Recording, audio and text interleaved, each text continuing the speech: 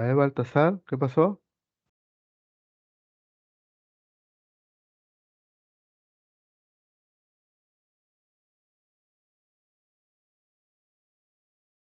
Baltasar,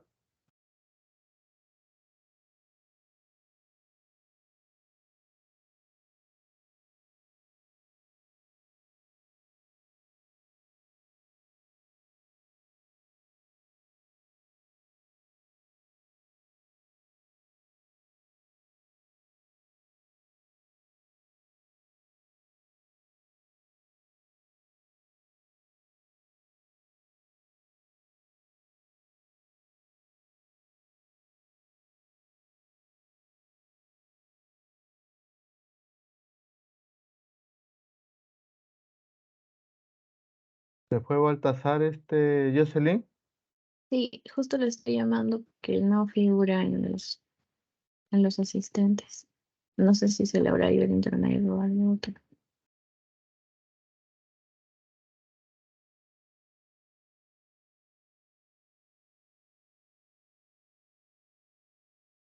¿Quién inició grabación? Yo, doctor. No debes de iniciar mientras que yo no lo autorice. Ay, disculpe, como Ya ya no iba a lo puedes, empezar a... no, es que tú no puedes hacer mientras yo soy el que dispongo de la grabación. No tienes por qué tú hacerlo, salvo que yo te lo pida. Mira, te está grabando cosas que no tienen el caso. Ahora no puedes quitar porque va a salir otra grabación. No debes de, ninguno de ustedes están autorizados a iniciar grabación salvo que el docente lo autorice.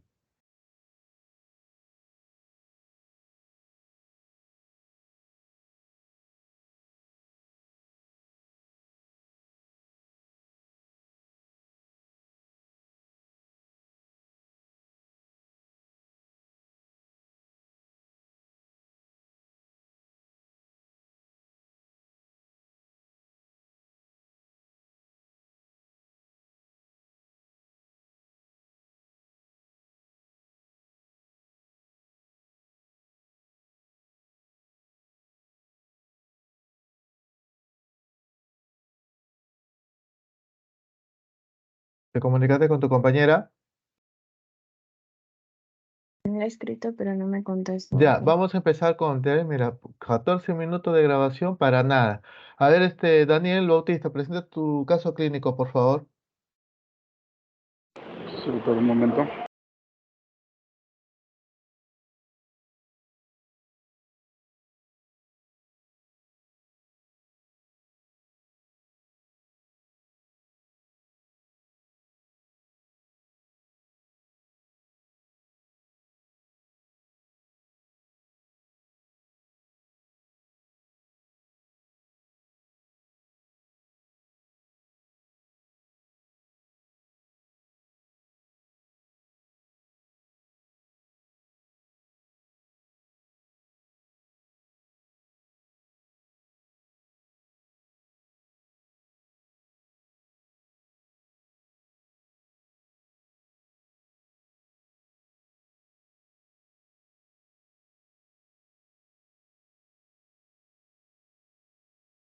Doctor, disculpe, se me había ido el internet. Ya pude conectarme.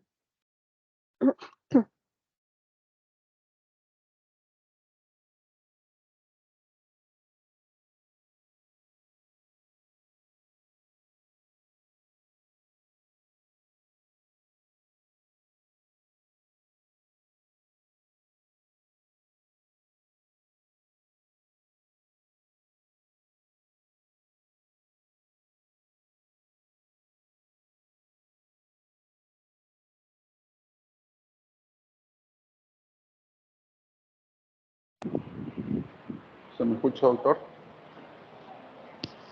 Sí, adelante. Bueno, doctor, para este caso clínico nos ha tocado a mí y a mi compañera Baltasar, ¿no? Y hablaremos sobre desproporción feto-pélvico, ¿no? Mira, ahí dice cirugía general. Retrocede. Ah, sí, doctor, ha sido un error en transcripción. Disculpa. Error de transcripción o solamente has puesto, retrocede. No has modificado esa plancha que tenías de cirugía general. Jóvenes, cuando expongan algo, hay que tener mucho cuidado en poner ahí, ¿ya? Ya, adelante. Bueno, se acerca una paciente, ¿no? Se le recolecta sus datos personales, ¿no? De iniciales MCR. La paciente tiene una edad de 25 años, grupo sanguíneo O positivo y efector RH positivo, ¿no? En el grado de escolaridad, pues manifiesta ser de segundo año de preparatoria y tiene una religión católica. Dentro de los antecedentes, niega enfermedades, cirugías, niega las alergias, también niega haber recibido A ver, transfusiones. un ratito. Grupo IRH. ¿Qué cosa es el IRH? ¿Retrocede? No es factor RH, doctor. Debe ser F ahí. Factor RH. Ajá. Cuando ponga, usted tiene que poner factor 2 puntos RH, grupo O positivo. ¿Ya? Correcto, doctor. Adelante. Eh, ya. No manifiesta haber sido transfundida ni haber tenido lesiones traumáticas, ¿no? No hay pérdida de conocimiento ni convulsiones, no hay antecedentes de tabaquismo, alcoholismo o drogas. Ha llevado un control prenatal en el Instituto de Seguridad Social de dicho país, ¿no? Y también por el médico familiar. Y en la consulta externa de ginecología y obstetricia, ¿no? Su fecha de última regla fue el 19 de abril de 2022 y fecha probable de parto el 26 de enero de 2023, ¿no? Eh, Se presenta a solicitar la consulta por urgencia en donde es evaluada por el médico del turno, ¿no? Manifiesta contracciones uterinas que tienden a incrementar en frecuencia y duración, así como en intensidad, ¿no? Refiere haber arrojado tapón mucoso y manifiesta movilidad de A ver, fetal presente. un ratito, disculpa. A ver, retrocede la diapositiva anterior.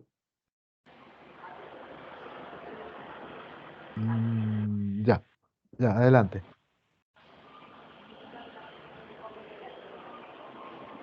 A la exploración se encuentran en buena coloración de los tegumentos y estado de hidratación hemodinámicamente estable, una tensión arterial de 120 sobre 80, frecuencia respiratoria de 18 por minuto, frecuencia cardíaca de 80 por minuto y una temperatura de 37.1 grados centígrados, ¿no? Y un peso de 74 kilogramos con una talla de 1,62 metros, ¿no?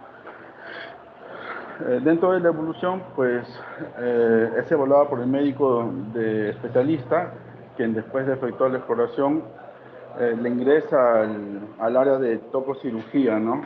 Perdón, al área tocoquirúrgica y solicita exámenes de laboratorio, ultrasonido obstétrico, ¿no? Y da la indicación de un manejo del trabajo de parto y la monitorización del bienestar materno-fetal para ser evaluada por personal de enfermería y médico interno a cargo del servicio, ¿no? Así como por el adscrito de dicha unidad. Ya dentro en la unidad de tocoquirúrgica eh, se aprecia buena condición de la paciente, contraindicaciones regulares, frecuencia cardíaca fetal 146 por minuto, rítmica. Al tacto vaginal se evalúa pelvis, la cual se califica como de diámetros útiles, 5 centímetros de dilatación, 90% de borramiento y apneos íntegro, ¿no? Eh, Durante la estancia en la unidad tocoquirúrgica, pues se maneja por 5 horas, alcanzando una dilatación de 7 centímetros y borramiento del 100%, ¿no? Se efectúa amniorexis, obtenido en líquido amniótico con tinte meconial, ¿no? De 1 a 2 cruces y no logrando el descenso al segundo plano. La frecuencia cardíaca fetal aumenta a 160 latidos por minuto, aún en decúbito lateral izquierdo y uso de oxígeno por puntas nasales en 3 litros por minuto en la madre, ¿no?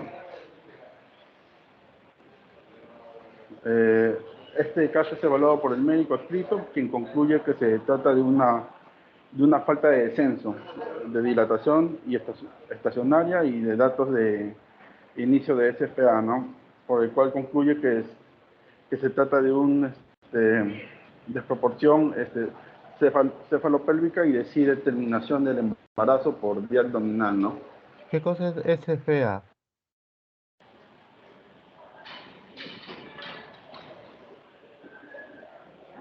Lo estuve buscando, doctor, pero no encontré la terminología para esa abreviatura.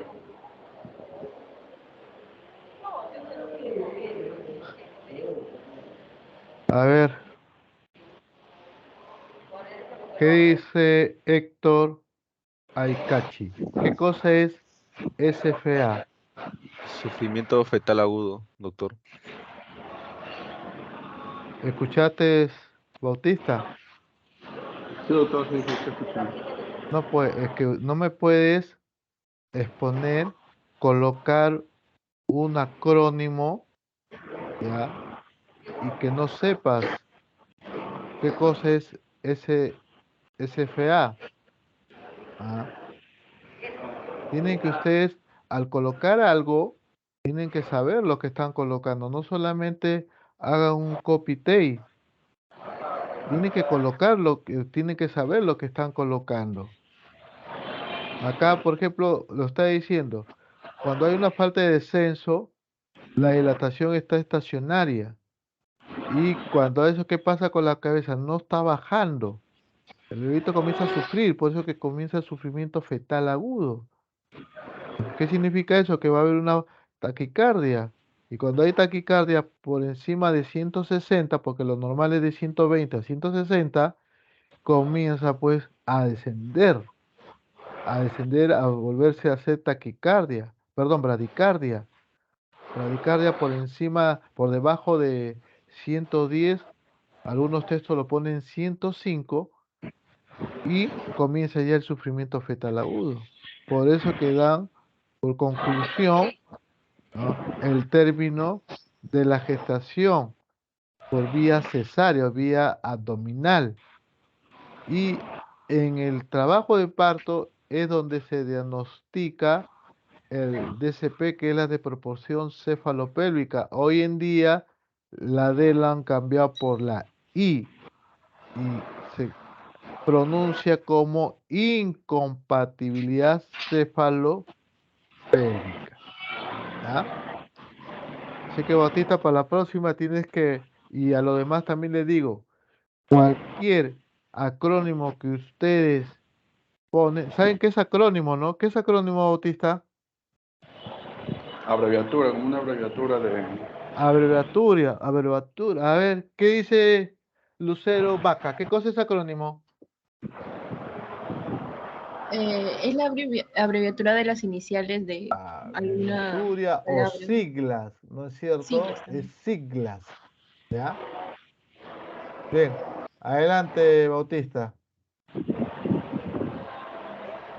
Bueno, entonces para definir la desproporción cefalopélvica, no es cuando un conducto pélvico es insuficiente para permitir el paso del cráneo del feto, ¿no? Esta puede ser debido a una disminución de las dimensiones de la pelvis en relación al determinado feto, o también puede ser por un volumen parcial o total del feto que resulte excesivo para una determinada pelvis, ¿no? Esta provoca un enlentecimiento o tensión en la dilatación cervical y el descenso de la cabeza fetal, a pesar de la presencia de contracciones uterinas adecuadas, ¿no? Lo que indica el parto, lo que impide, perdón, el parto por vía vaginal. Dentro de la desproporción cefalopélvica, podemos mencionar que esta pues aumenta el trabajo de parto a lo largo y laborioso, y así aumenta también el riesgo de la morbimortalidad materna y perinatal, ¿no? Y la indicación es la cesárea, ¿no? Para estos casos. Entonces, una de 4 cesáreas es por una desproporción cefalopélvica, ¿no? En donde podemos encontrar patologías como deformidades pélvicas por enfermedades generales, deformidades secundarias a lesiones vertebrales, deformidades secundarias a enfermedad del aparato locomotor, malformaciones pelvianas congénitas y dimensiones exageradas del producto, ¿no? Bueno, entonces la pelvis ósea podemos mencionar pues que es la parte inferior del tronco, es una cavidad en forma de embudo osteomuscular estrecho hacia abajo, ¿no? Está conformada por el hueso ilíaco y los sacros y la coxis, ¿no? Este da soporte mecánico y protección a los órganos pélvicos y del bajo del vientre, ¿no? Articula los miembros inferiores a la porción inferior del tronco y permite la biodinámica de la bipedestación, ¿no? Se puede dividir en pelvis falsa y pelvis verdadera, ¿no? Eh, la pelvis mayor o pelvis falsa, ¿no? Se encuentra por encima de la línea terminalis y está limitada por detrás por la columna lumbar, a los lados por los fosas ilíacas y al frente por la parte más inferior del aparato abdominal, ¿no? Y la pelvis menor o la pelvis verdadera está por debajo de la línea terminalis y está limitada por detrás del sacro, a los lados por la cara interna del isquion y al frente por el hueso púbico y las ramas ascendentes del isquion, ¿no? Dentro del hueso causal, pues es el hueso de la pelvis ósea, es un hueso par, plano, esponjoso, y es de forma cuadrilátera, ¿no? Helicoidal, compuesta por 3 huesos, el ilion, el isquion y el pubis. Y tiene 2 caras, una externa, una interna, 4 bordes, superior, inferior, anterior y posterior, y 4 ángulos, ¿no? Entonces la pelvis femenina se caracteriza por ser fina, ligera, ¿no? Una pelvis mayor delgada y una pelvis menor ancha y delgada, ¿no? El estrecho superior es ovalado y grande, el estrecho inferior es grande, ¿no? El arco del pelvis es amplio, mayor de 90 grados o más, y una espina, las espinas ciáticas son de forma roma y un agujero obturador ovalado, ¿no? Y bueno, dentro de los tipos de pelvis, según Calway y Molloy, podemos encontrar la pelvis ginecoide, que es la pelvis ideal para el parto, ¿no? Que está caracterizada por un diámetro antero-posterior similar al transverso. El sacro está en posición normal, paredes laterales rectas, espinas no prominentes, ángulo subpúbico abierto y sagital, posterior al algo más pequeño que el anterior, ¿no? Y lo más común, es el más común hasta el 50% de las mujeres, ¿no? Y es el mejor pronóstico para el parto. El antropoide se caracteriza por diámetros antero-posterior mayor, el transverso, sacro largo y recto dirigido hacia atrás, paredes laterales algo convergentes y espinas ciáticas poco prominentes, ángulo subpúbico algo estrecho y sagital, el posterior más pequeño que el anterior y el segundo más frecuente, y ese segundo más frecuente hasta en un 30%, ¿no? Es de buen pronóstico, pero no el mejor. El androide está caracterizado por un diámetro antero-posterior algo menor que el transverso, el sacro inclinado hacia adelante, paredes laterales convergentes y espinas ciáticas muy prominentes, ¿no? El ángulo subpúbico cerrado y sagital, posterior mucho más pequeño que el anterior, poco común, hasta en 15% y es de mal pronóstico para el parto, ¿no? Y el platipoide se caracteriza por diámetros antero-posterior menor que el transverso, sacro curvo y corto dirigido hacia atrás, paredes laterales rectas, espinas prominentes y ángulo subpúbico abierto y sagital. Posterior más pequeño que el anterior y es el más raro, ¿no? Hasta un 5% y es de mal pronóstico para el parto.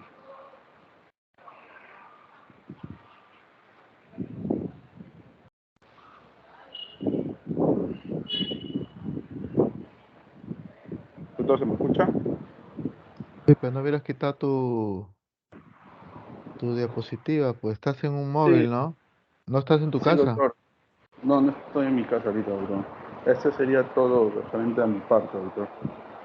¿Qué estás haciendo ahorita? ¿Estás trabajando? Sí, doctor. Pero he Se supone pedido que... permiso para salir un rato para llevar la clase. ¿Y qué pasa si yo hubiera dicho que hubiera sido presencial?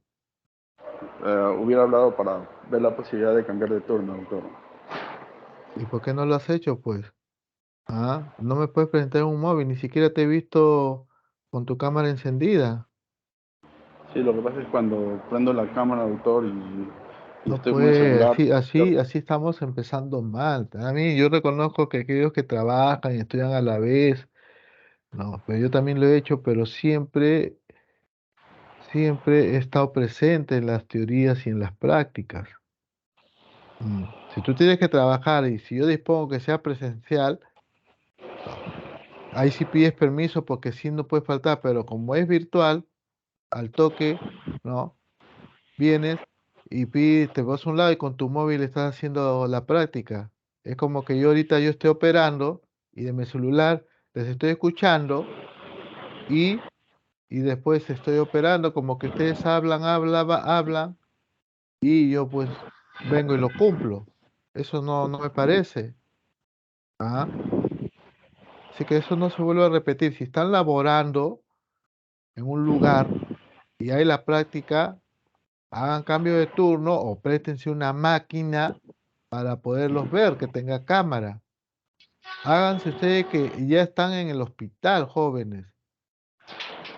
Anteayer han tenido la práctica de la introducción del curso y me imagino que el jefe les ha dicho que no deben de faltar.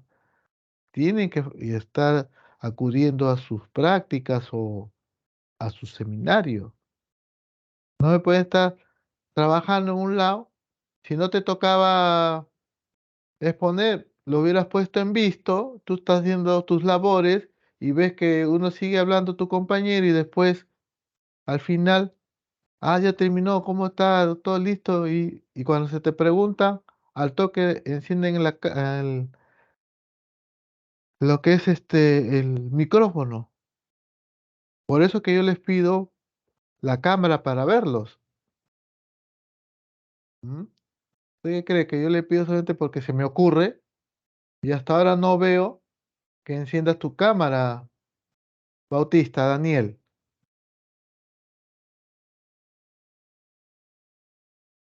Daniel, Disculpa. Sí, doctor, sí lo escucho, disculpe. No se repetirá de no, es nuevo. que no es disculpa así, es que no, es una exposición de verdad, yo no sé. Felizmente todo esto está grabado, pues. Ah.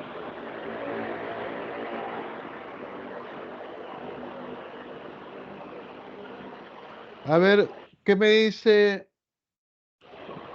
Cristina Baltazar del caso? A ver, ¿te acuerdas lo que ha dicho? Porque no está proyectado.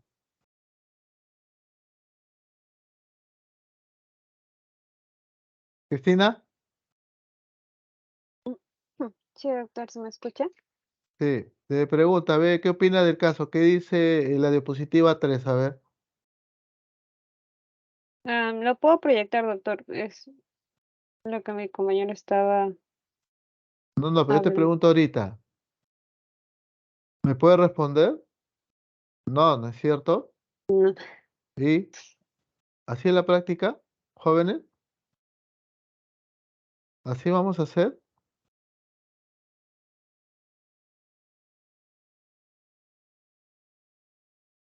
Sí, estamos mal, pues.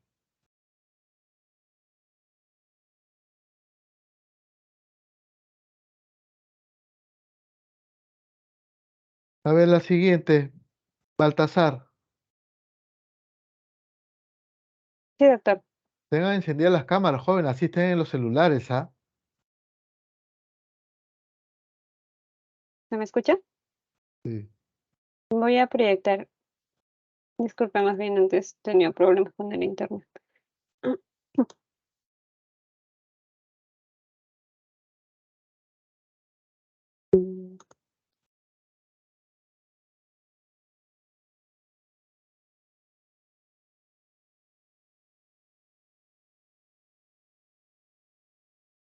Sí se ve adelante la copa, por favor, para que se amplíe la imagen. ya lo puse en modo presentación, no sé si ya cargo. Todavía no. Acá ha puesto tu nombre y mi nombre, ¿qué? ¿Tanto me odian que no me ha puesto mi nombre? ¿O no te acuerdas cómo me llamo? Disculpe, doctor, se me pasó. Ah, todo es disculpe ustedes, ¿no? Todo es disculpe. Cuando le ponga cero también le voy a decir, jóvenes, me disculpan, le pongo cero, ¿no? Porque uno está trabajando, me pone la cámara, me proyecta, cumple, le pregunta a una chica, la pregunta del caso clínico, no sabe qué dice la tercera diapositiva porque no está presentado. Acá no me ponen mi nombre, ¿no? Bueno, pues así pondré P0, pues, ¿sabes qué? Disculpen, jóvenes, 0 les pongo, pues. No, no amplíe la cámara, no amplíe la... Ahí vuelve a salir, por favor, y vuelve a ingresar. Ahí pon la copita, la copa, estás moviendo el cursor. A ver, no, no. Bueno, ya, el cursor muévelo, por favor, dice copa. Abajo, niña, abajo, abajo.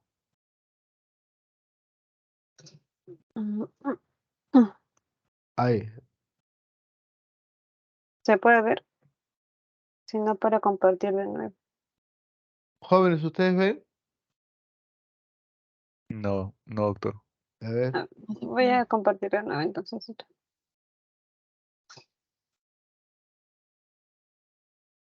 ahora sí. Muy bien. Adelante, señorita Cristina Baltasar Carcasi. Bien, doctor. Buenos días, compañeros. Bueno, en esta ocasión vamos a hablar sobre la parte teórica del tema de práctica, ¿no? Que es pelvis femenina. Eh, Bien, vamos a iniciar con la parte de pelvis ósea, la anatomía, ¿no? Entonces, lo que tenemos es que, en principio, la pelvis va a estar compuesta por 4 huesos, ¿no? 2 huesos coxales, que son estos de acá, que asimismo también están formados por lo que es el ilion, el isquion y el pubis, ¿no? Como podemos ver aquí. También está formado por lo que son las vértebras sacras, que están fusionadas aquí, y el coxis, ¿no? Muy bien.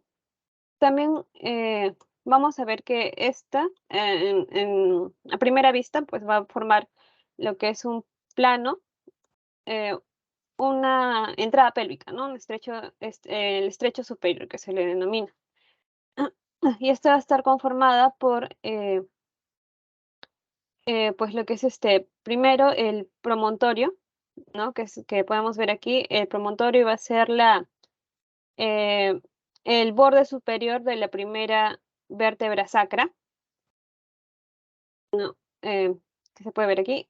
También va a estar formado por lo que es la línea arqueada o nominada, la línea pectínea, y llegando a lo que es la tuberosidad del pubis y la sínfisis del pubis, ¿no? La parte, el borde superior de la sínfisis del pubis. Todo esto va a formar lo que es el estrecho superior, que va a dividir a la pelvis en dos, ¿no? La pelvis mayor o pelvis falsa, como podemos ver en la imagen. Se refiere así porque pues esta no va a contener, eh, mejor dicho, vísceras abdominales, ¿no? Y la otra es la pelvis menor o la pelvis verdadera, que sí va a ser, va a contener las vísceras pélvicas, ¿no? Muy bien. Ahora, con respecto a la clasificación, bueno, nuestro compañero ya la mencionó sobre la clasificación de Caldwell o Molloy, ¿no? Esta es una clasificación antigua que nos divide a la pelvis en 4. Entonces tenemos aquí a la pelvis ginecoide, androide, antropoide y platipeloide. En porcentaje, el mayor porcentaje está con respecto a las pelvis ginecoides, ¿no? En este caso tenemos el 40-50%, aunque bueno, es un estudio estadounidense, ¿no? Entonces se ha visto que esta va a ser en, en se ha visto en un 50% de las mujeres, ¿no? Entonces, este tipo de pelvis ginecoide va a ser eh, el tipo de pelvis que va a ser ovalada y amplia, ¿no? Con el diámetro transverso mayor que el diámetro anteroposterior, y esta va a ser como que la indicada para, pues, que haya un correcto parto, ¿no? También el ángulo subpúbico, que va a ser el ángulo que se va a encontrar debajo del pubis, va a ser mayor 90 grados, o de 90 grados mayor a 90 grados. Y con respecto a las espinas ciáticas, estas van a ser más pequeñas, redondeadas, ¿no? Y vertidas. El tipo de pelvis androide, va a ser de forma triangular. El diámetro transverso va a ser similar al diámetro antero-posterior y el ángulo subpúbico va a ser menor a 90 grados, ¿no? Además, también las espinas ciáticas van a ser grandes y puntiagudas invertidas, ¿no? Como podemos ver en este momento. En el caso de las tipo de pelvis antropoide, esta va a ser de tipo angosto y alargado, ¿no? El diámetro transverso va a ser menor que el diámetro antero-posterior y con respecto al ángulo subpúbico va a ser también menor a 90 grados. Y bueno, con respecto a las espinas ciáticas, estas van a ser variables, ¿no? Y con respecto a la platipeloide, este va a ser ancha y acortada. El diámetro transverso va a ser mucho mayor al diámetro antero-posterior, ¿no? Y el ángulo subpúbico va a ser mayor a 90 grados. También aquí las espinas ciáticas van a ser pues, variables, ¿no? En este caso, vamos a ver que el tipo de pelvis androide sería la menos indicada para hacer un parto normal, ¿no? Ya que pues va a presentar lo que es las espinas ciáticas puntiagudas. En este caso me puede dañar al feto. Bien, ahora con respecto a la pelvimetría, vamos a ver algunas mediciones importantes que tienen que tener, que se ve en la evaluación pélvica, ¿no? Entonces, este se va a dividir primero en tres estrechos: estrecho superior, estrecho medio, estrecho inferior, como podemos ver en la imagen. El estrecho superior ya lo hemos mencionado al inicio, ¿no? Es la entrada pélvica. La entrada pélvica, ¿no? Como podemos ver acá, también ya lo hemos delimitado con respecto al pues el promontorio, la línea arqueada, la línea pectínea y adelante pues el desínfisis del pubis, ¿no? Bien, esta estrecho superior o entrada pélvica al final va a dar algunos diámetros, ¿no? Tenemos tres tipos de diámetros: los diámetros anteroposteriores, los diámetros transversos y los diámetros diagonales o oblicuos, ¿no? Entonces, primero, con respecto al diámetro anteroposterior, los diámetros anteroposteriores tenemos acá tres también.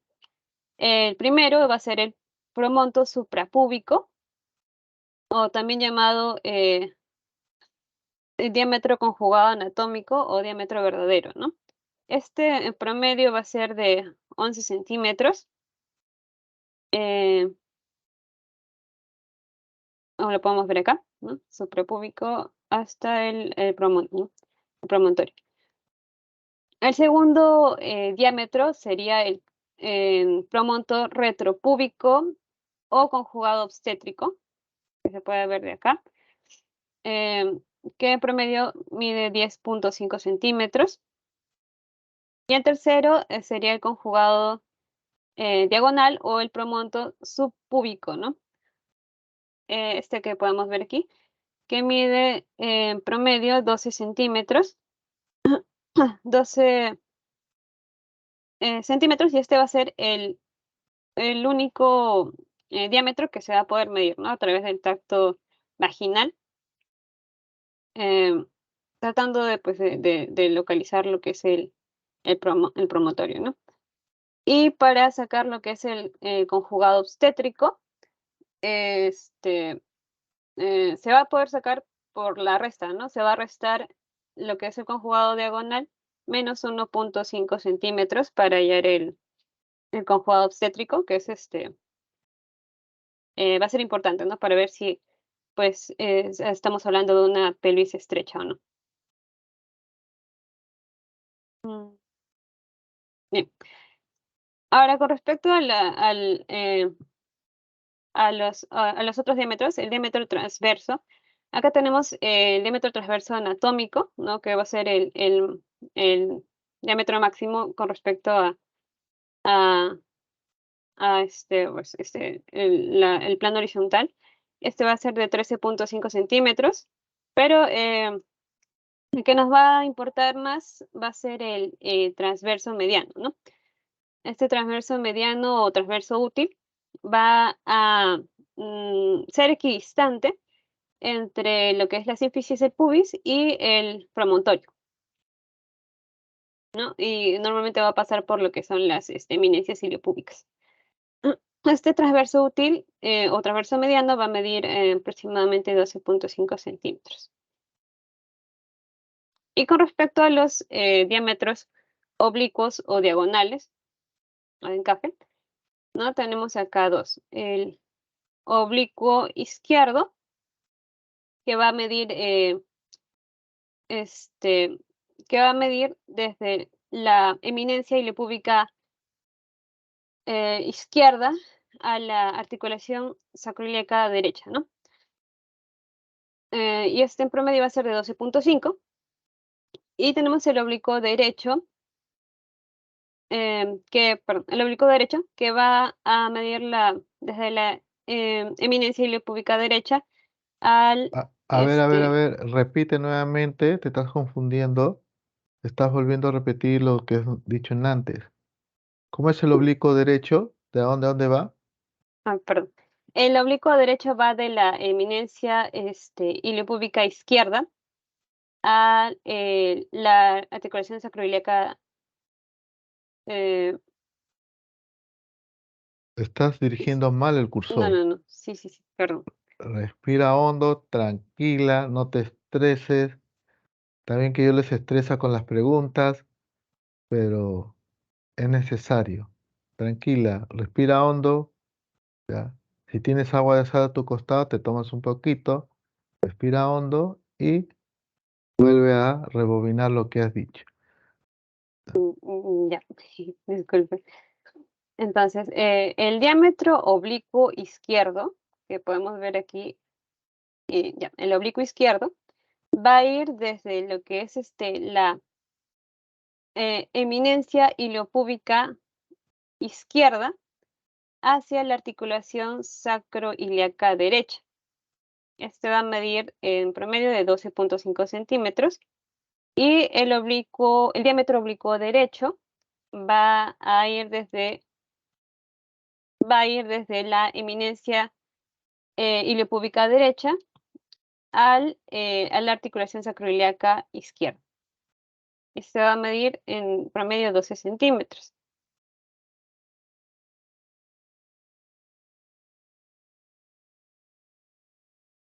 Está Mm, bien, adelante, ya. muy bien. Ujú. Bien. Bueno, la diferencia, ¿no? De que el oblicuo izquierdo sea mayor que el oblicuo derecho se puede dar por la posición anatómica del sigmoides, ¿no? Del cono sigmoides. Bien. Y bueno, ahí terminamos con lo que son el estrecho superior. Ahora pasamos a lo que es el estrecho medio. En el estrecho medio también vamos a encontrar esos tres diámetros, ¿no? El diámetro anteroposterior, eh, que también se le llama mid-sacro subpubis, ¿no? Que podemos ver aquí en un promedio de 12 centímetros. Ay, puse la otra imagen, ya bueno. También tenemos los diámetros transversos. En ese caso, el diámetro máximo, transverso máximo va a ser de 12 centímetros. Y el diámetro bisiático, bueno, vi que podía ser de 10 centímetros o de 10.5, ¿no? A 11 centímetros, el diámetro bisiático. Van a ir a estas pues, espinas ciáticas, ¿no? Y también se van a ver lo que son los oblicuos diagonales. En este caso, los oblicuos diagonales van a ser del mismo tamaño, ¿no? El oblicuo izquierdo 12 centímetros y el oblicuo derecho 12 centímetros. ¿Y de dónde a dónde va esos oblicuos del estrecho medio? El oblicuo del estrecho medio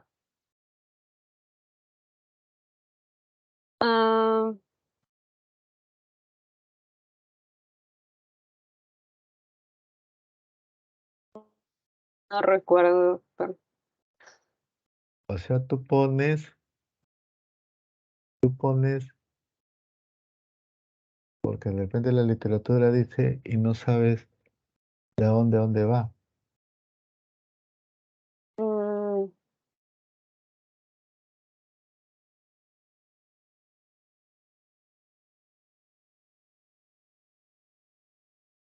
Mm, no recuerdo, doctor, disculpe.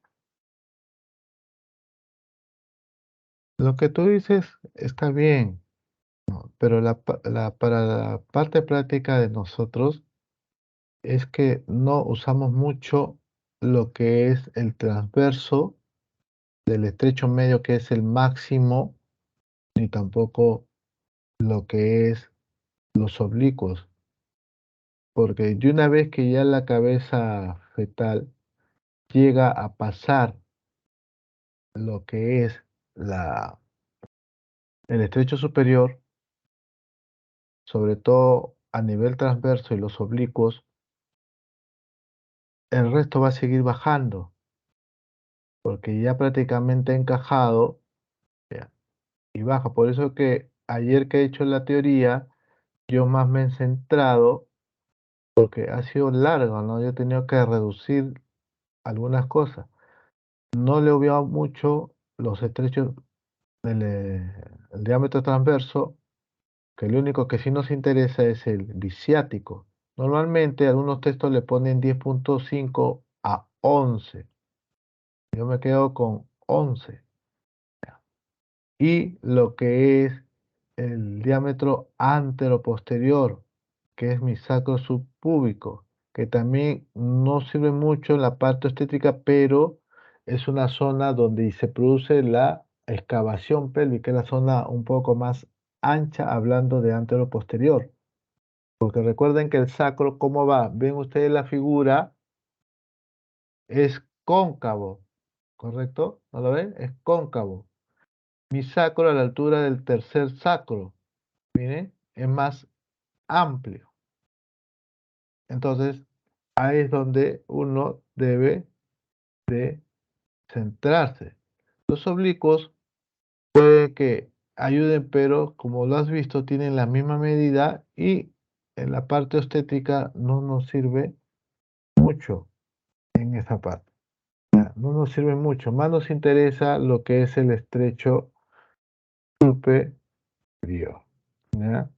Eso es lo que más nos interesa para términos de práctica. ¿No? Muy bien, adelante.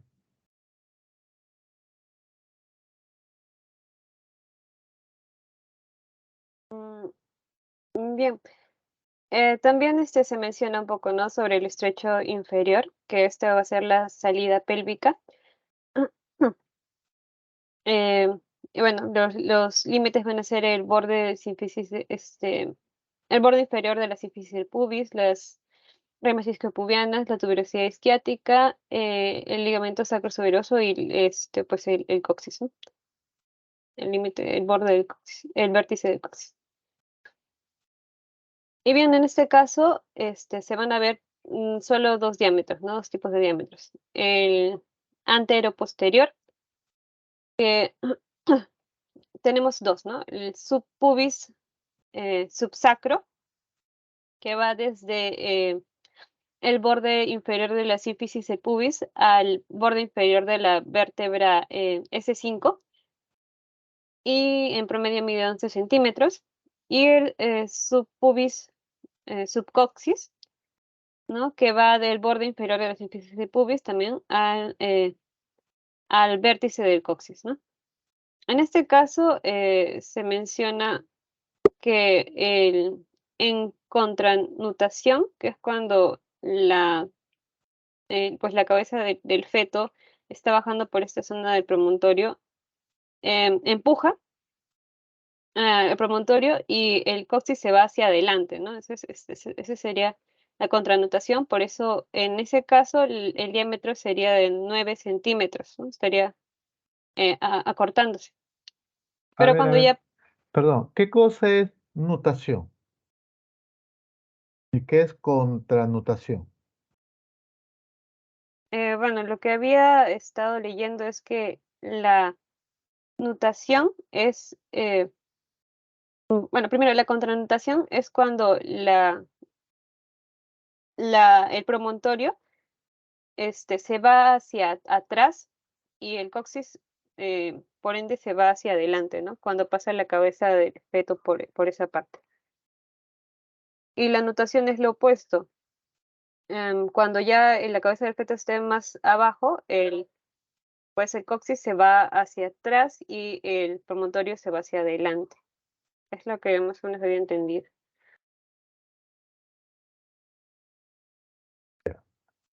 Mira, la nutación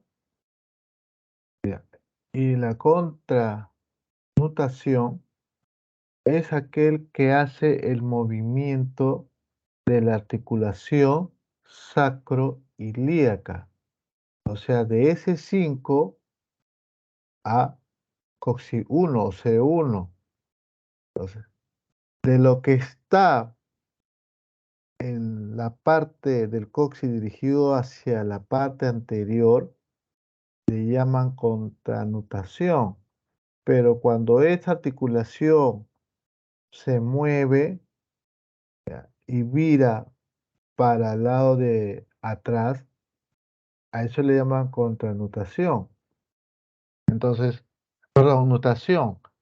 Y recuerde que para términos de nosotros le decimos retropulsión. Este es otro epónimo, ¿no?, que se puede encontrar en la literatura. Pero es más práctico decir, ¿no?, retropulsión, ¿no?, porque esta articulación sacrocoxis va a estar la misma medida desde el borde inferior hacia el borde inferior de la sínfisis pubis. Su medida va a ser siempre 9 centímetros. Cuando baja la cabeza fetal, esto se va a dirigir hacia atrás. O sea, va a ser el juego de contranutación y nutación. Entonces, ¿qué cosa quiere decir? Que son los movimientos que hace la articulación sacroilíaca, ¿ya? Perdón, sacrocoxis, ¿ya?, donde hace el movimiento. Sacrocoxigio, la articulación sacrocoxigio. ¿Ya? ¿Entendieron eso?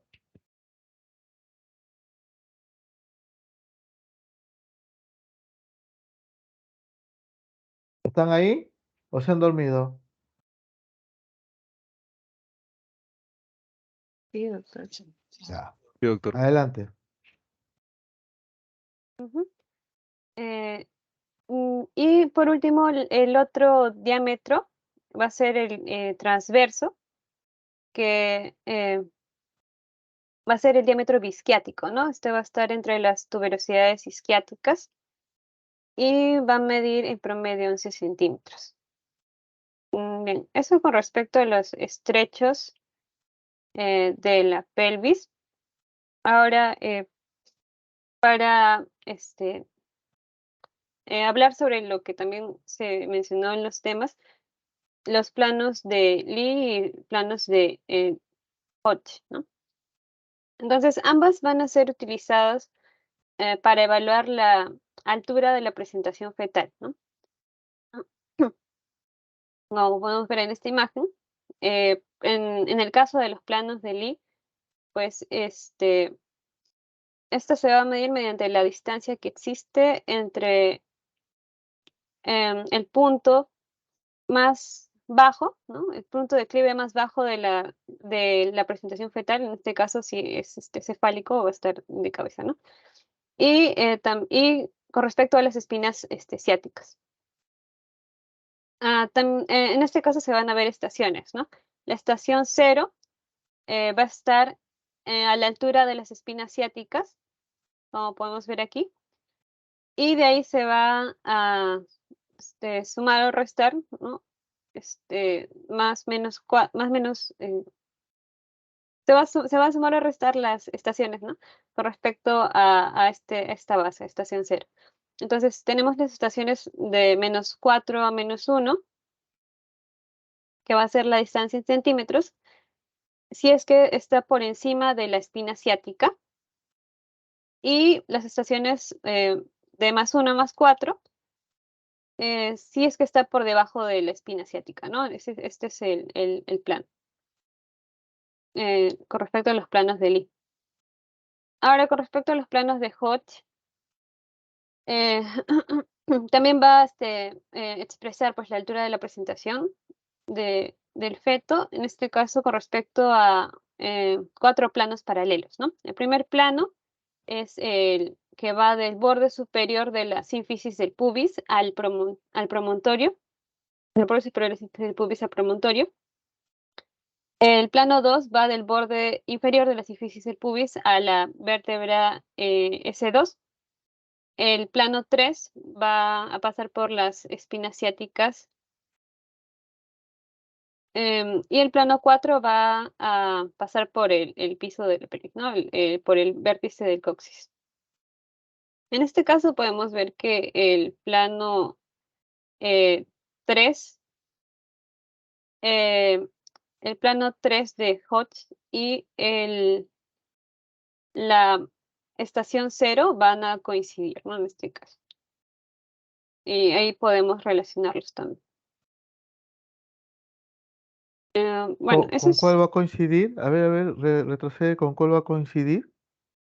el plano 3 de Hodge, va a coincidir con la estación 0 de Lee. Ah, ya, Ujú. ya. ¿Y el siguiente que es caso clínico? ¿Ha presentado un caso clínico todo? No, es lo que mi compañero ha expuesto. Ya. A ver, ¿alguna pregunta para su compañera, jóvenes?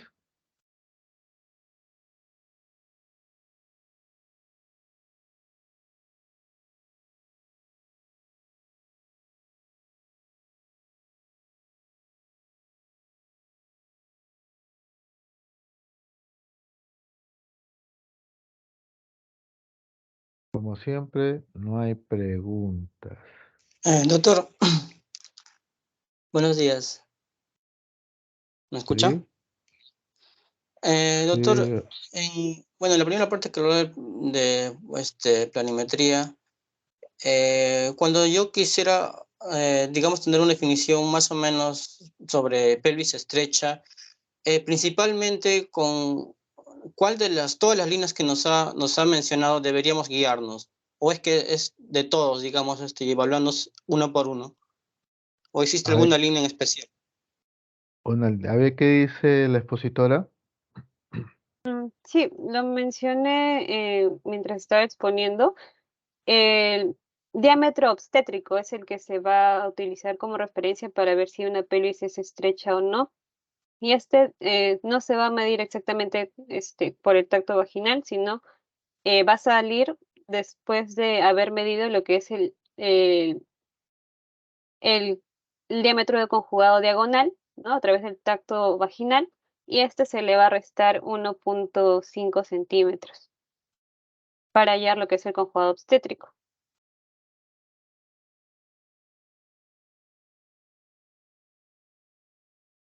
Gracias. A ver qué dice Diego Becerra. Con respecto a la pregunta de su compañero Orestes, Albeniz Orestes.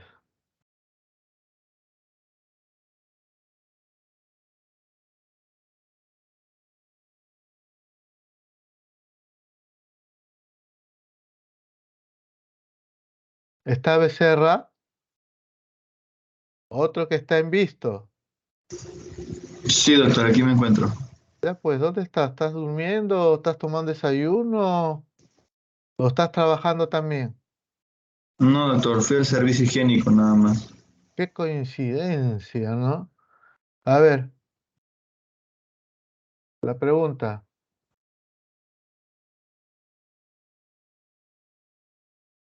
De tu compañero.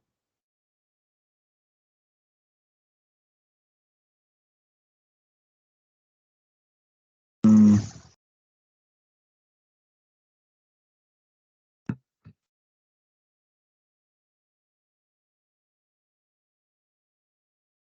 Tu compañero ha preguntado de todo lo que se ha hablado de los diámetros, ¿cuál es la que uno debe de tener en cuenta para un diagnóstico de pelvis estrecha? Algo así, ¿no, Albelnis? Sí, doctor.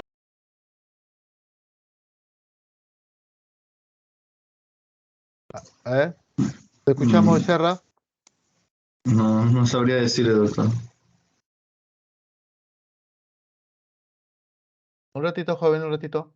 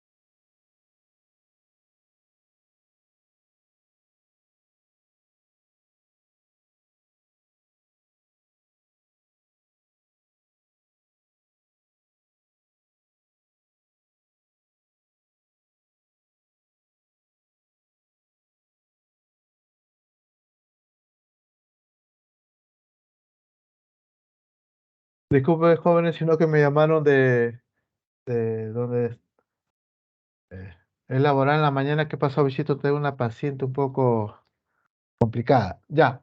eh, a ver, ¿a quién llamé?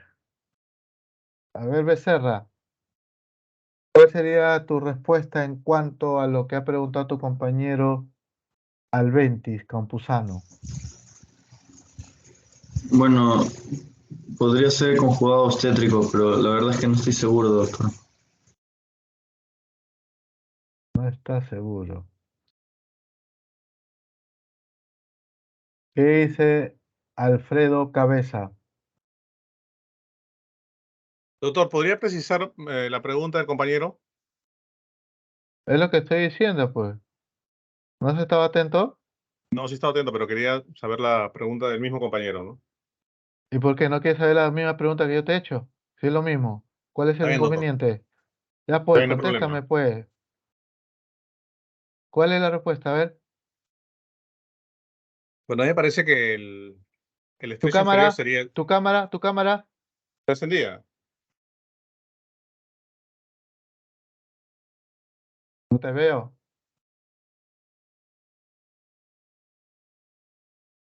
Sale AC.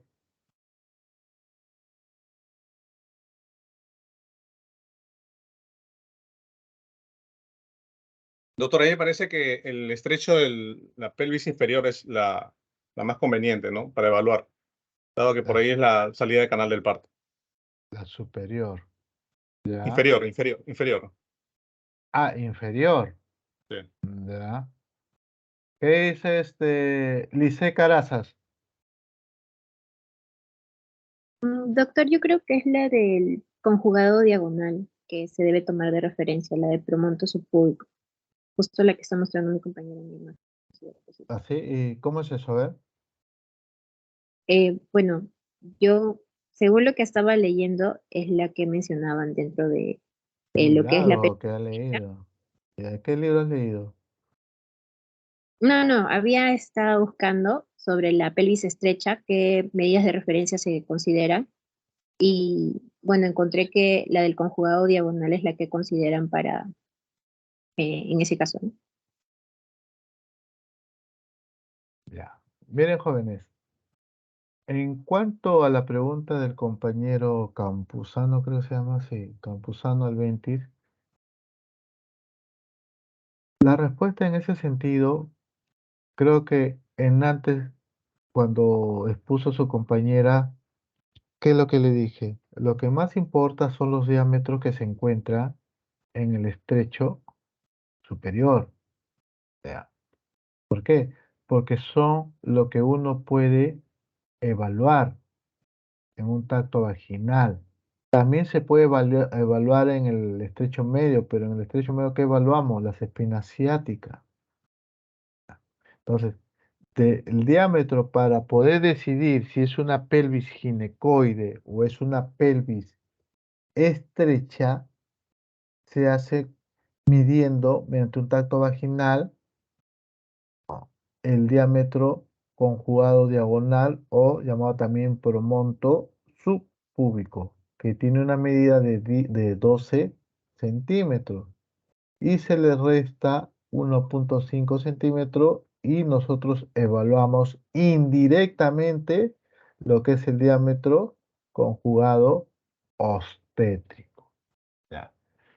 Entonces, la respuesta en ese sentido sería que tiene que ser evaluado por el diámetro diagonal. Luego, en el estrecho medio, lo que nos va a interesar en fines prácticos para decidir es el estrecho medio, el diámetro biciático. ¿Ya? Biciático que tiene una medida de 11 centímetros. Pero como yo le digo, si ya encajó, ya sorteó la parte superior de la pelvis, tranquilamente va a seguir descendiendo hasta pasar la salida de la pelvis. Ya. En la salida de la pelvis, ¿qué nos va a interesar? Que estamos hablando en el estrecho inferior, el diámetro bisquiático que también tiene la misma medida, que es de 11 centímetros. ¿Ya? Pero ahí hay un detalle, que se produce lo que son las retropulsiones, porque ahí hay dos diámetros anteroposteriores que están escritos, que son el subsacro subpubis, que viene del borde inferior de S5 a la parte del borde inferior de la sínfisis del pubis, pues se le llama subsacro subpúbico, que mide 11 centímetros. ¿Ya?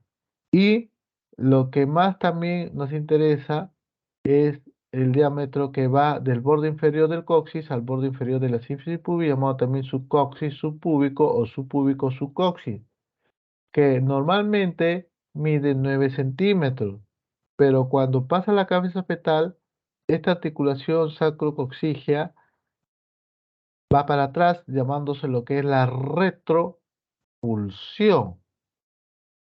Esa retropulsión hace que la cabeza fetal descienda. Si esta articulación sacrocoxigia no hay esa retropulsión, es algo rígido, nunca la mujer puede parir por vía vaginal. La verdadera palabra es parir, no es dar a luz, porque ustedes, mujeres, no tienen voltios, o sí. ¿No? Uno le toca, no pasa corriente. Suena feo decirlo, pero es así. Pero a la paciente no le podemos decir, señora, usted va a parir tal día, porque se pueden ofender, van a decir que es una perra, una gata, un animal, no sé. A ella sí no se le puede decir eso. Eso es en cuanto a lo que es pelvimetría en la evaluación la evaluación obstétrica. Si uno hace un tacto vaginal, no se debe de palpar el promontorio. Ya ustedes han aprendido qué cosa es el promontorio, ya lo han dicho, que es el borde superior de la primera vértebra sacra, como ven ahí la figura. No es que es la articulación. Miren la articulación donde está el disco intervertebral. Está más arriba. ¿No? En cambio, mira, el promontorio está a nivel de la línea innominada o línea arqueada. Ya. Ahí es donde comienza a medirse los diámetros antero-posterior del estrecho superior. Siguiendo la línea innominada hacia el borde superior, tenemos lo que es el conjugado anatómico o verdadero. Es ahí donde empieza la pelvis menor.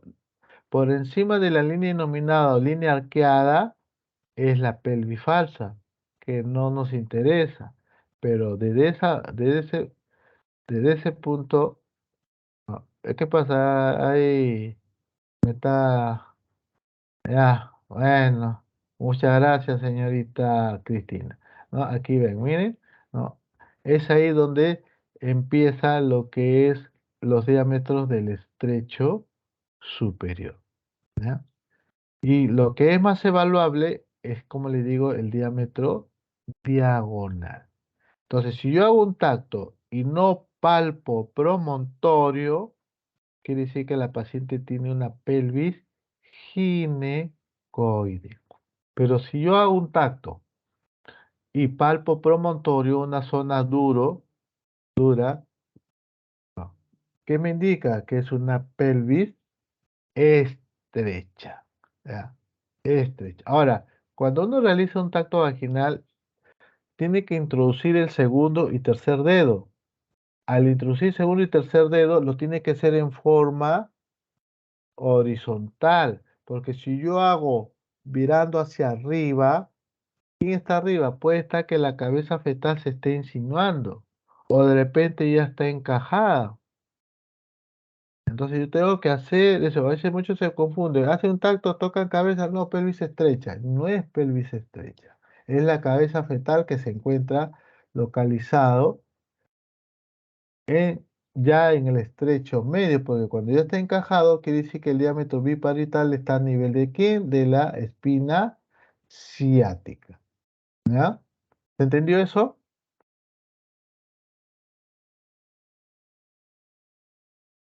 ¿Entendieron o están durmiendo? Sí, doctor. Sí se entendió. Ya. Sí, Ahora, doctor. dime, Catherine Cárdenas, ¿cuál es lo que usamos en una evaluación obstétrica cuando la paciente ya está en trabajo de parto? ¿El plano de Hoss o la estación de Lee o plano de Lee y por qué?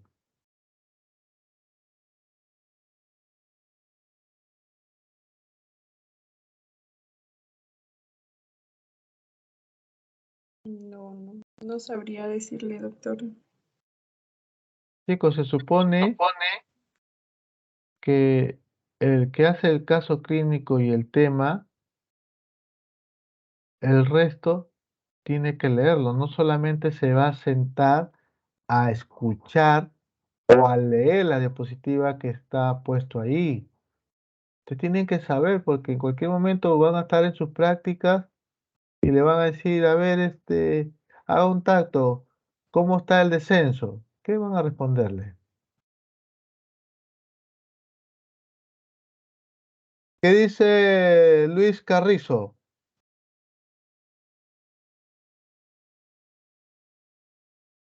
Sí, doctor, en cuanto a los planos, ¿no? Que se usan, más que nada se ve. De que hablas en cámara lenta, como que ¿Se me escucha? ya, como que recién te has despertado, creo que has estudiado mucho. No.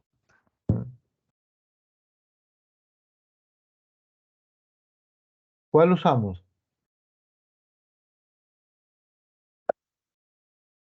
Bueno, según estaba leyendo, creo que se usan ambos, ¿no? El plano de Hoshi y de Lee también.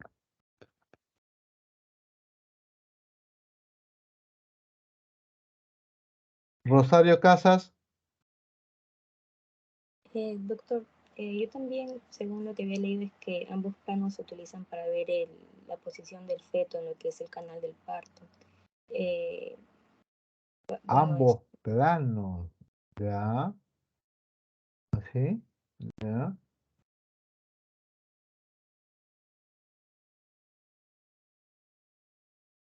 No, no me da mucho esa porque si no van a estar leyendo lo que voy a preguntar, niña.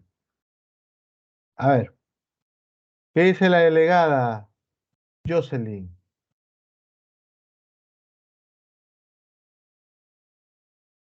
Doctor, bueno, yo también había leído que se usan planos porque, bueno, lo que decía es que divide, ¿no? Lo que es el estrecho superior de la pelvis inferior, entonces eso pues ayuda en lo que es el descenso del feto, ¿no? De la cabeza del bebé. Perdón. Ya. A ver, ya veo acá dos chicos que no tienen su cámara. A ver, Hugo Cabeza, ¿qué me dice usted? Igual que los compañeros, doctor, ambos planos, de Hodge y de Lee. ¿Y por qué tiene usted su cámara apagada? Está prendido, doctor. Ahora sí está prendido, pero no te lo has apagado cuando te estoy llamando. Está encendida. Así, ¿no? Pero acá no figura, pues. Miren, jóvenes, mayormente para términos prácticos, lo que se usa más es lo que es la estación de Lee. Como punto de referencia, se da en las espinas ciáticas. Mueve, por favor, Cristina, la diapo. Cuando yo lo hablo, ahí sí lo mueves, por favor, ¿ya? Cuando pregunto a tus compañeros, no. Miren, por ejemplo, acá. ¿Ven aquí la espina biciática? ¿Lo ven o no lo ven? Sí se ve, doctor. Ya. Ahí indica que es 0. Todo lo que va para la parte superior es menos. ¿Y cómo lo hago? Por decir, si yo a nivel de la espina asiática, la cabeza fetal está a 1 centímetro arriba, a 1 centímetro estamos en -1. Si de la espina asiática, cuando yo hago un tacto vaginal, toco la espina asiática de un lado a otro y después calculo, subo 1 centímetro, no hay nada, subo otro centímetro, estamos en 2, palpo cabeza fetal, estamos en -2. Sigo haciendo el tacto, igualmente, sigo avanzando de la espina asiática, avanzo a 1, a 2 o a 3, estoy en -3 centímetros. Y si sigo avanzando y veo que no logro palpar la cabeza fetal, ¿no? ¿Qué quiere decir? Que la cabeza fetal está fuera de pelvis, o sea, está fuera de la pelvis menor o pelvis verdadera. Quiere decir que es una presentación flotante. Entonces, si es una presentación flotante, la paciente tiene dos caminos, dependiendo de la edad gestacional. Si tiene 34, 35, yo tengo que esperar hasta las 36, donde el feto pueda encajarse. Si tiene 37, 38, 39, según el texto, dice que si la cabeza fetal o el feto no se encaja hasta las 36 semanas, así llega a 37, 38, no va a encajar y de frente esta paciente va a cesárea. Pero hoy en día la medicina ya no es nada absoluto, todo es relativo. ¿Qué significa? Que a pesar que la literatura nos dice lo que le estoy mencionando, yo he tenido pacientes con 38, 39 que han estado flotantes y llegan a las 40, no sé por qué motivo han dado a luz o han parido por vía vaginal. Entonces, hoy en día a veces se espera hasta las 39 o 40 semanas para dar chance si esa cabeza fetal baja o no baja. ¿Entienden? Si ya no baja, igual se va a lo que es a una cesárea. En los planos de Hoss también se usa, pero es muy poco. ¿Qué vemos? Son 4 planos. Ah, perdón, me olvidé. La parte, retrocede, discúlpame, retrocede por favor. Ahora, me voy al sentido inverso. Si veo que al momento de hacer el tacto, veo que la cabeza está por debajo de la espina asiática, yo por un costadito palpo la espina asiática y agarrando la parte frontal de la cabeza fetal o dependiendo de la posición, calculo si de la espina asiática hacia abajo está a 1 centímetro, quiere decir que está ya en +1. Eso quiere decir que ya la paciente ya tiene dilatación completa, ya está llegando al canal vaginal. Si hago el tacto y encuentro a encuentro a 2 centímetros por debajo de la espina asiática, ya es +2, ya la paciente prácticamente ya está en el conducto vaginal. Cuando está en +3, ya es que ya la cabeza fetal está a 3 centímetros y ya está coronando. ¿Qué significa coronando? Que la región vulvar, los labios mayores, junto con el labio menor, ¿qué le está haciendo? Le está haciendo una corona. Por eso que le llama, cuando ustedes vean, está coronando la paciente, está coronando, usted ya sabe por qué está coronando, porque ya la cabeza fetal ya está por salir. En cuanto a lo que es ese es en cuanto a lo que es la estación de Lee o plano de Lee que le dicen. Punto de referencia, las espinas ciáticas. Por arriba, la parte superior, las estaciones son menos de 1 a -3. flotante ya es cuando está en menos 4. De la espina ciática hacia abajo a la parte inferior se va de más 1 hasta más 3. En el plano de Hodge, ¿qué es? Esos son los que van a ver los niveles que van a ser divididos en la región de la pelvis, desde el estrecho superior hasta el estrecho inferior. ¿Y qué va a evaluar? Al igual que la estación de Lee, va a evaluar el descenso de la cabeza fetal. ¿Ya? El descenso de la cabeza fetal. Primer plano, como ya lo han dicho, miren aquí. Borde superior de la sínfisis del pubis, o si quieren, del promontorio hacia el borde superior de la sínfisis del pubis, que está en 1. Quiere decir que la presentación no está prácticamente libre, está flotando. Sigo bajando a nivel de la vértebra sacra 2, vértebra sacra 2, hacia el borde inferior de la sínfisis del pubis, es plano de Hodge 2. Quiere decir que se está insinuando para poder ya encajarse. El plano 3 está dado a nivel de la espina ciática, que con la estación de Lee está a nivel de 0. Entonces, tercer plano, nivel 0 con la estación de Lee. Ahí ya está encajado.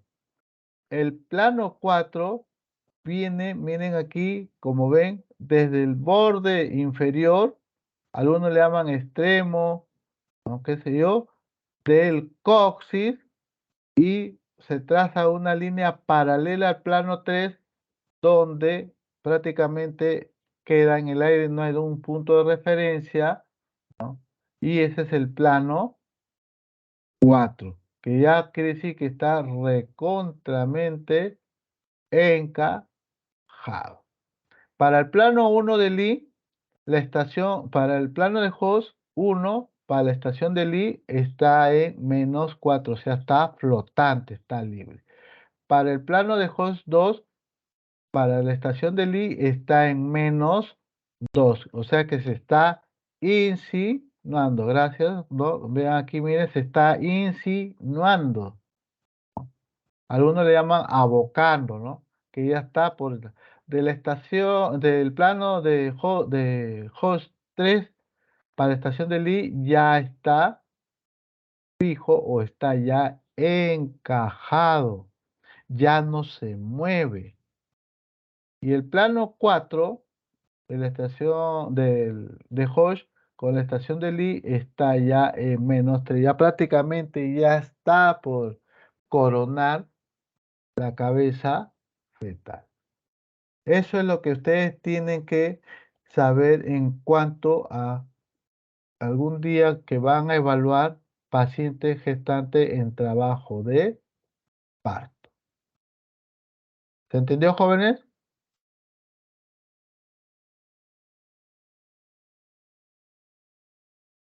Sí, doctor. Sí, doctor. ¿Alguna pregunta?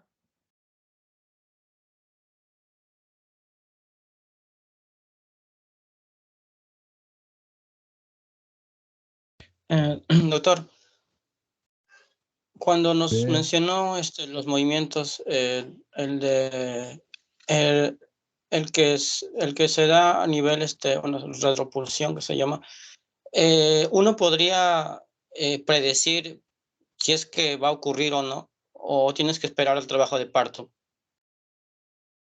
No, pues. ¿Predecir en qué sentido? Por ejemplo, cuando está en las primeras, primer trimestre, segundo trimestre. A ver, ¿qué dice la expositora?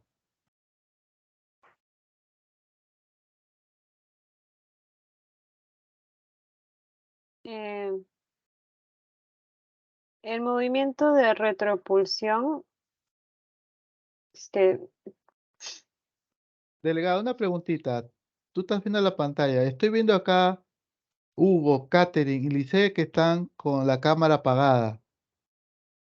¿No es cierto? Ahí recién lo está aprendiendo Hugo, ¿no? Y también lo ha aprendido la otra chica. Catherine, miren jóvenes, creo que ustedes ya son grandecitos. Uno más que me pagan la cámara. Si no quieren estar en la práctica, se pueden retirar de la sala, jóvenes. De repente les aburre la práctica. Me dicen, ¿sabes qué, todo me aburre la práctica, me retiro, entonces le pongo 0 en práctica. Inmediatamente hago el escrito al jefe de la cátedra para informar eso.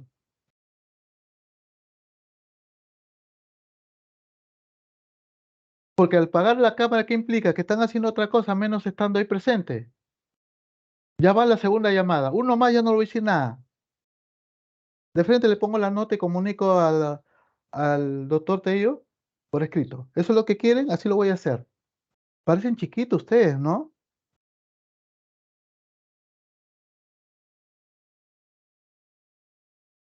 A ver, delegada Jocelyn, a lo que respondió su compañero, ¿puedes predecir lo que es la retropulsión en una gestante?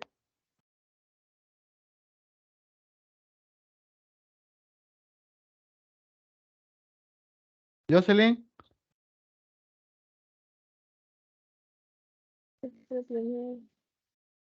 Ahora me ¿qué pasa? escucha. ¿Ustedes No se quedó desmayados? pegado. Ahora me escucha. Ya, sí. A lo que ha preguntado tu compañero Campuzano.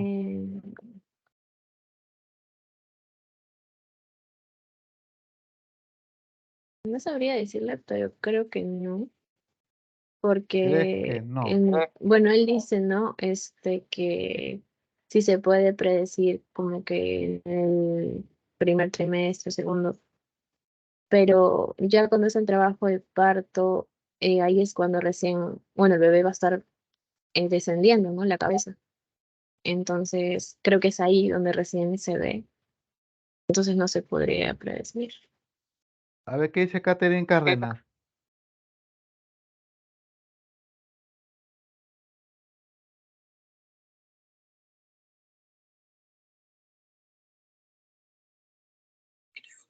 Creo que sería muy difícil de prever, doctor. Muy difícil de prever. ¿Qué dice Lice Caracas? Gracias, doctor. Perdón. El tiempo, bueno, él mencionó que a los 3 meses aproximadamente, que es lo que escuché, no podría ayudarnos porque sería muy poco en la ubicación del feto, ¿no? En el que está en ese tiempo. Yo creo que no podríamos determinarlo.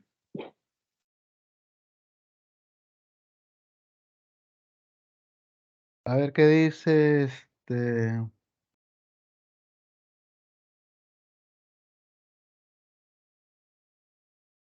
¿Qué dice Cabeza?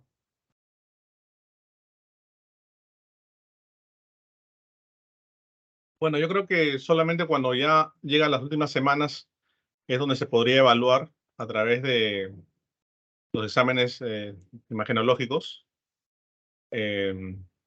la posibilidad de que encaje o no, ¿no? Antes no, obviamente los 3 meses jamás se va a poder, ¿no? Imagenológico. Claro, la ecografía que se hace, ¿no? Pero ya las últimas semanas, ¿no? Antes de eso, a los 3 meses, ¿cómo uno va a predecir eso?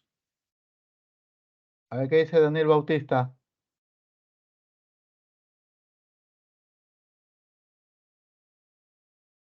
¿Se me escucha, doctor? Sí. No, doctor, no tengo la respuesta exacta. ¿Qué cosa te he preguntado? ¿Perdón? ¿Qué es lo que se te ha preguntado? Sobre el encaje, el estrecho, el retro... no me acuerdo ¿Retro ahorita. qué? Ah, ¿no te acuerdas? La retropulsión. Ah. A ver, Albeniz. Albeniz, Campuzano. Sí, doctor. Cámara está Sí, doctor. arrojando al techo. ¿Así estás tu cara, así con la cara del techo? Eh, ah, Mueve tu creo cámara. que es mi otra cámara. Ahora Ahí, sí. ahí se me ve, doctor. Ahora sí, sí. Mira, en cuanto a Ya. tu respuesta a los 3 meses, ¿qué indica 3 meses? Nosotros hablamos de semana de gestación, de 0 a 40 semanas de gestación. Y lo dividimos en 3 trimestres. De 0 a 13, primer trimestre, de 14 a 26, segundo trimestre, y de 27 a 40 semanas, tercer trimestre. En la primera es lo que viene la organogénesis. El segundo, lo que es el crecimiento, y el tercero es la maduración de los órganos. Pero en términos de patología, antes se hablaba de hemorragia de primer trimestre y de tercer trimestre. Hoy en día ya no se habla así, porque va a quedar vacío de la 14 a la 26.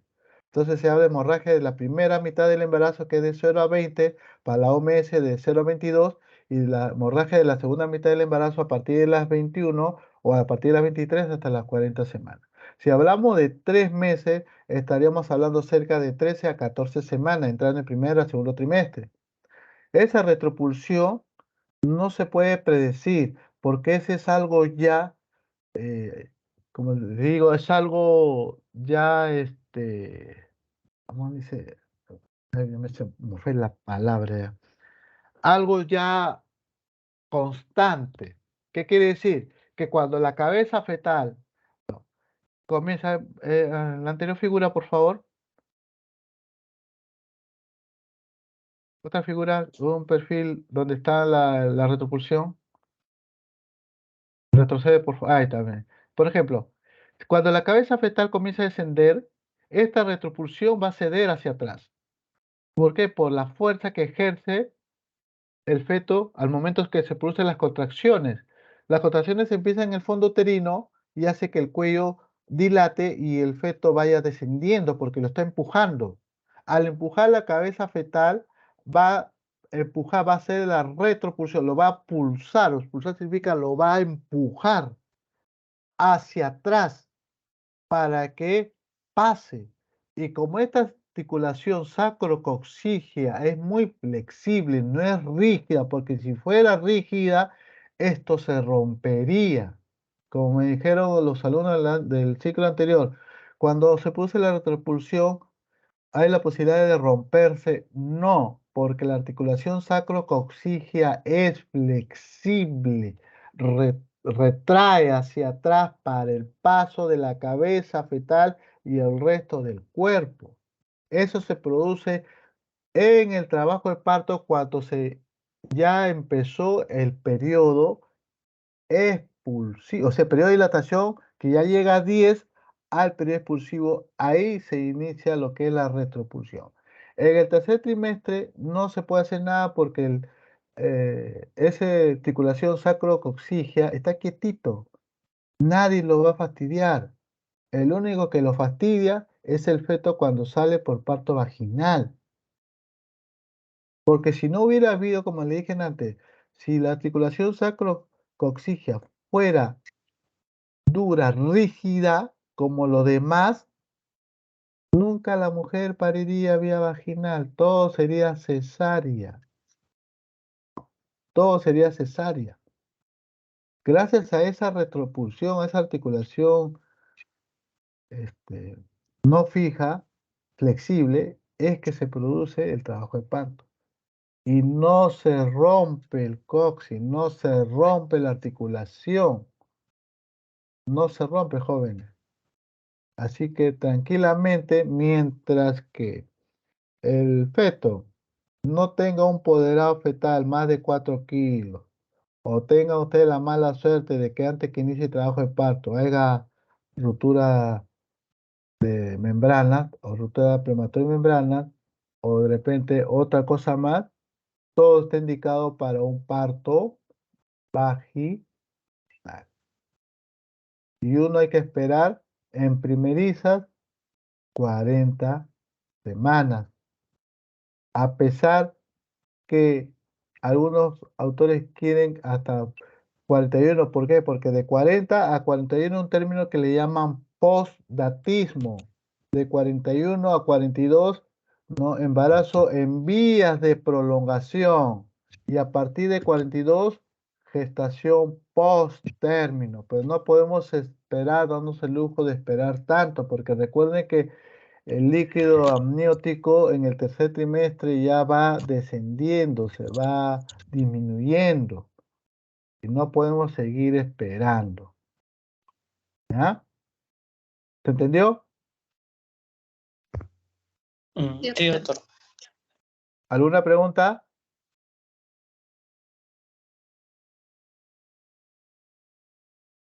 Doctor, yo tengo una pregunta.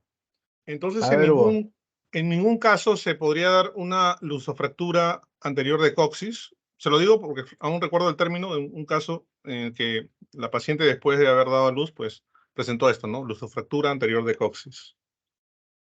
Fractura anterior de coxis. ¿Se ha dado fractura? Luxofractura anterior de coxis. Ah, Luxofractura anterior de coxis. luxofractura, luxo. Ah, Luxo es una luxofrac- luxación, es una, claro, una posición que, como la articulación se ha, de repente, ha sido muy muy insinuado la cabeza fetal, o de repente el momento, ustedes saben que la cabeza fetal, ¿qué hace el mentón? Está bien, bien pegado al tórax.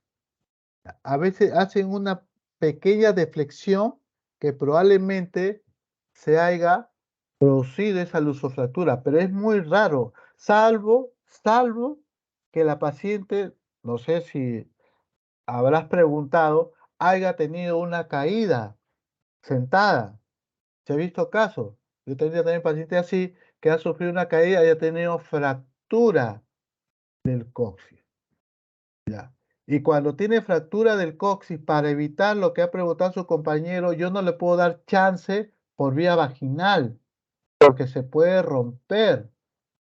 Entonces tengo que darle, ese ya es criterio médico. De repente algunos dicen, no, voy a arriesgar a hacer parto vaginal. Para mí yo no tengo que arriesgar nada.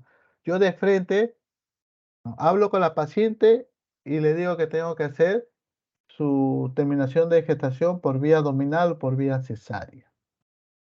Paciente que de repente de nacimiento ha tenido su luxación de cadera, ¿no? Le llaman el ortolani. Tampoco no pueden dar a luz por vía vaginal o no pueden parir por vía vaginal. Otro también, por ejemplo, paciente cesárea anterior. Y se dan en estos casos. Hay pacientes que están cesárea anterior y le dan chance vaginal usando algunos criterios que el segmento pues sea mayor, que sea mayor de 3 centímetros. Si es menor de 3 centímetros no hay chance por riesgo de ruptura. Que el bebito tenga un ponderado de 2,8 kg. Puedes dar chance vaginal. Pero ¿quién me garantiza que una poscesariada, cuál es la complicación de una poscesariada para un parto vaginal? Que se produzca ruptura uterina. ¿Quién me garantiza que pueda producir ruptura uterina? Otro también, por ejemplo, también está en discusión, paciente que tiene circular de cordón. No, no, que hay que hacer parto vaginal, para que sea. Pero ¿quién me garantiza que ese circular esté ajustado o que sea un cordón corto? ¿Quién me garantiza? A mí me pasó una paciente estaba en trabajo de parto y tenía 1,55 m, 5 centímetros por encima de 1,50 m. Supuestamente de 1,50 m para abajo es una paciente pequeña, por no decir chiquita, y la condición de su parto cesárea. Y a pesar de eso, los estudios han hecho que acá en Perú, que baje de 1,50 m a 1,45 m. Mejor póngale metro 20, pues. Entonces, ¿quién me garantiza? Recibí a esa paciente, me pusieron el ecógrafo circular simple. Bueno, pues circular simple, cuando dicen circular simple, se supone que no está ajustado. ¿Pero quién me garantiza si está ajustado o no?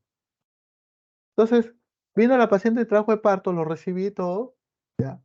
Entonces, cuando es circular, el ginecólogo que lo atiende. Cuando es un parto normal, un parto sin complicaciones, la obstetra lo atiende, ¿no? Entonces, lo recibo y hola, la sorpresa. Cuando uno atiende un parto y tiene circular de cordón, basta que la cabeza salga hay que decirle a la paciente que ya no puje, ¿ya? Solamente que puje cuando sale la cabeza. Una vez salió la cabeza, señora, no puje.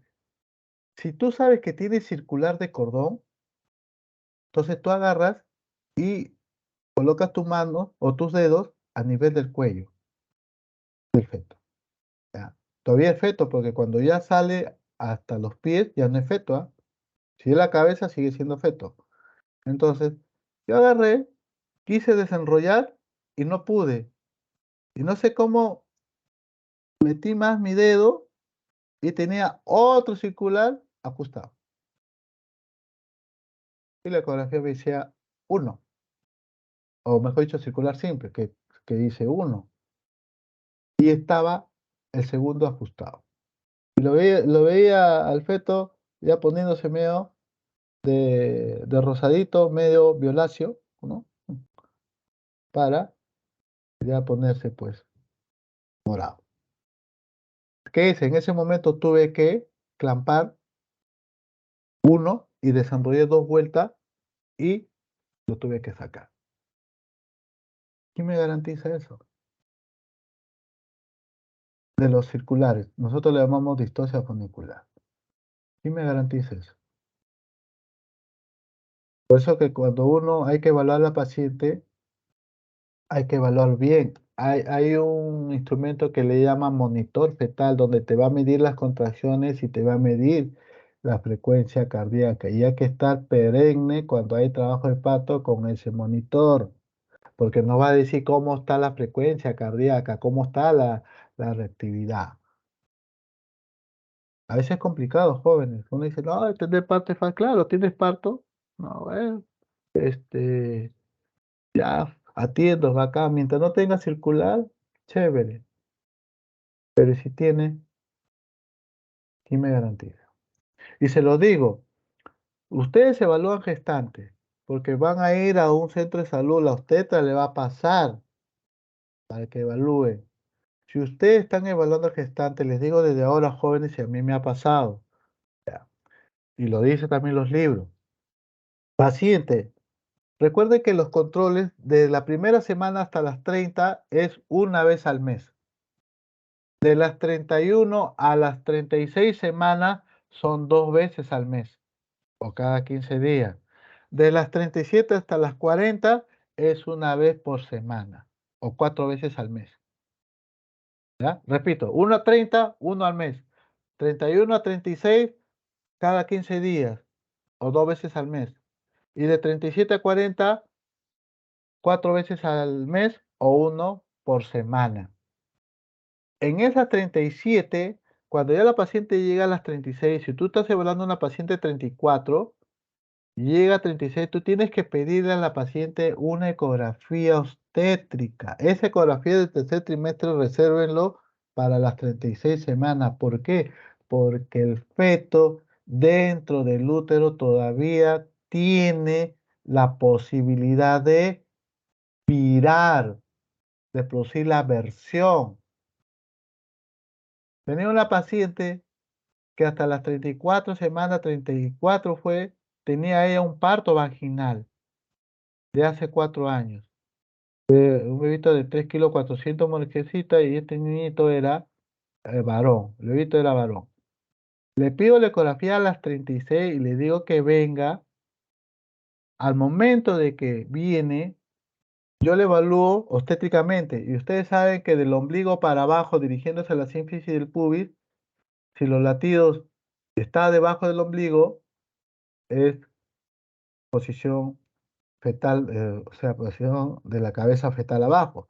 Si los latidos están arriba, es que el feto está pelviano o podálico, así clínicamente hablando. Como a veces yo pues, atiendo varios pacientes, todo comienzo a evaluar todo, ya, y la ecografía todavía no me habían traído la historia, pedí a mi secretaria que lo traiga, y en eso lo tuve que evaluar, y lo pongo el Doppler. Doppler es un instrumento que mide la frecuencia cardíaca, y no había latidos por debajo del ombligo. Yo, señora, ¿se mueve su bebé? Sí, todo se mueve bastante. Me voy al otro lado por encima del ombligo y había latidos en el lado izquierdo de la madre. casi al nivel del flanco de la madre. Yo no le dije nada a la paciente, ¿eh? Y pues las pacientes son moscas, ya saben. El doctor, ¿qué pasó? Se ha volteado mi bebé, me dice. "No, vamos a ver la ecografía. Trae la ecografía, aleluya, posición podálica, de frente a cesárea. Si no se pide ecografía de 36 semanas, el paciente viene en trabajo de parto y al momento que lo atiende, sorpresa, ¿no? Atención, parto podálico. Y parto podálico no se atiende por vía vaginal, salvo que la paciente no tenga control y vengan expulsivo. Caballero, usted ya tiene que estudiar las maniobras de Morisot, ¿no? Todas las maniobras que hay en un parto podálico. Pero no hay que esperar a llegar a eso, porque se puede también ver complicaciones en un parto. Así que de ahora le voy diciendo, jóvenes, a partir de las 36 semanas, llega a las 36 semanas, pidan una ecografía obstétrica. Si le confirma que está cefálico, chévere. Si no le piden y viene el trabajo de parto y sale podálico, y si todo va bien, a buena hora. Y si se complica, van a decirle por qué no ha pedido una ecografía obstétrica. ¿Se entendió eso? Sí, doctor. ¿Alguna otra pregunta?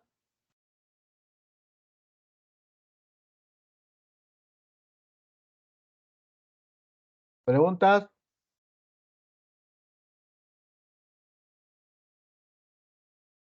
Bien, si no hay preguntas, entonces se da por concluida la práctica correspondiente al día de hoy.